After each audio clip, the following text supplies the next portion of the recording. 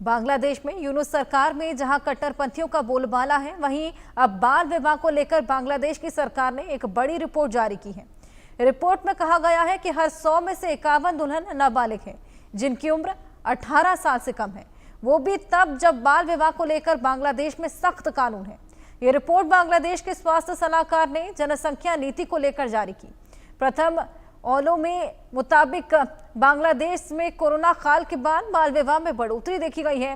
पहले 100 में से 33 शादियां ही ऐसी होती थी जिनमें दुल्हन नाबालिग रहती थी, लेकिन पिछले 3 सालों में इसमें बेतहाशा बढ़ोतरी देखी गई है।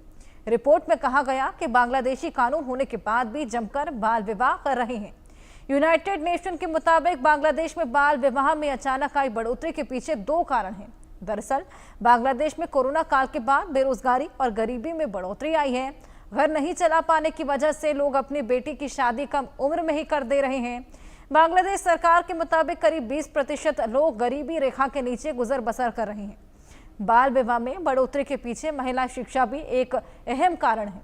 2022 के एक आंकड़े के मुताबिक 90% लड़कियां स्कूली शिक्षा पूरी नहीं कर पा रही, जिसके कारण इसमें बाल विवाह में लगातार बढ़ोतरी हो रही है। तो बांग्लादेश में बाल विवाह को लेकर चिंताजनक रिपोर्ट सामने आई है। नई रिपोर्ट के अनुसार हर 100 में से 51 दुल्हन नाबालिग हैं।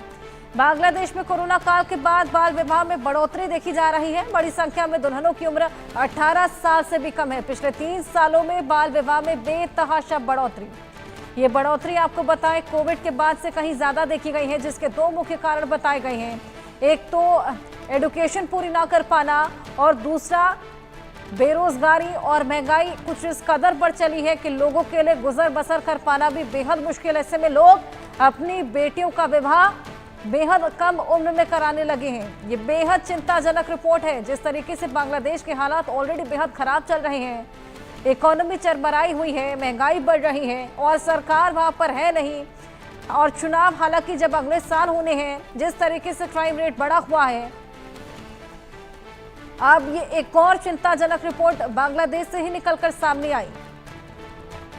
बाल विवाह जिसको लेकर सख्त कानून बांग्लादेश में, उसके बावजूद यहां पर बेहद बड़ी संख्या में बेतहाशा बढ़ोतरी हुई है बाल विवाहों को लेकर।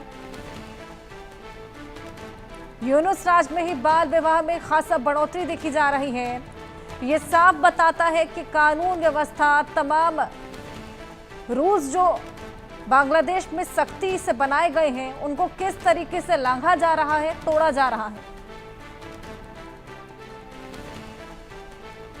ये कानूनों पर एक बेहद बड़ा सवाल खड़ा करता है। पिछले 3 सालों में बेहद ज्यादा बाल विवाह बढ़ चले हैं। 100 में से 51 दुल्हनें नाबालिग हैं। चलिए इसी पर और बात करेंगे। हमारे साथ अरविंद सिंह तेजावन, जो कि विदेश मामलों के जानकार हैं, वो जुड़ गए हैं। बहुत स्वागत है सर आपका। सर, बांग्लादेश के क्या हालात हैं, ये इससे तो हम सभी वाकिफ हैं। हालांकि चुनावों को लेकर जिस तरीके से अभी लगातार मांग की जा रही थी, चुनाव तो अब हो ही रहे हैं, कानून व्यवस्था पर सवाल है और साथ ही लोगों को जिस तरीके से प्रताड़ित किया जा रहा है। अब एक और चिंताजनक रिपोर्ट वहीं से निकलकर सामने आई है। वहां पर 100 में से 51 दुल्हन नाबालिग हैं।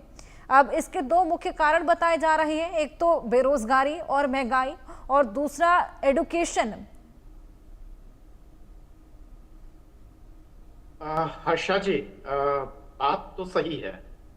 बेरोजगारी और जो आप शिक्षा की बात कर रही हैं, वह एक मूल वजह है, पर इसके खास कारणों को देखें तो इसकी वजह यह है कि अभी तक ये जो पूरा रीजन है, खासकर बांग्लादेश और वो, तो वहां पे सामंतवाद का प्रभाव है। बेसिकली अगर हम थोड़ी सी एकेडमिक बहस को अवॉइड करें और चीजों को केवल समझने की कोशिश करें, तो संक्षेप में हम ये कह सकते हैं कि वहां का समाज अभी इतना उन्नत नहीं हो पाया है।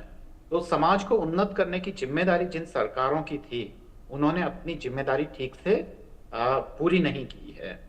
और ऐसे में ये पूरा जो सब कॉन्टिनेंट है, वो साथ में विकास कर सकता था। और इसके प्रयास के रूप में जो सार्क संगठन की भी स्थापना हुई थी और उसमें यह तय किया गया था कि जहां जहां बाल विवाह हो रहे हैं, भूखमरी हैं, या ऐसी तमाम जो समस्याएं खासकर इस रीजन में हैं, तो सबने ये तय किया था कि हम साथ में मिलकर हम काम करेंगे।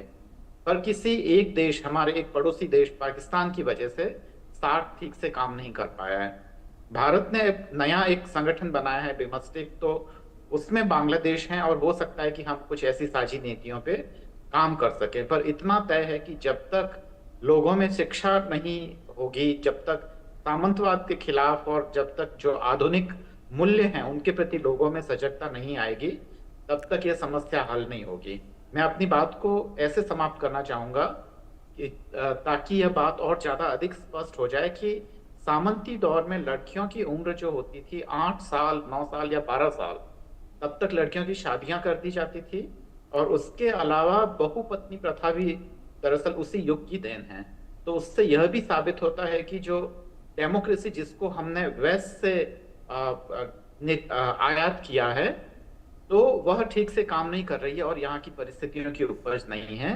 इसलिए सरकारें और संस्थान भी इन सारी तमाम चीजों को कंट्रोल करने के लिए नाकाफी है, और वो आधुनिक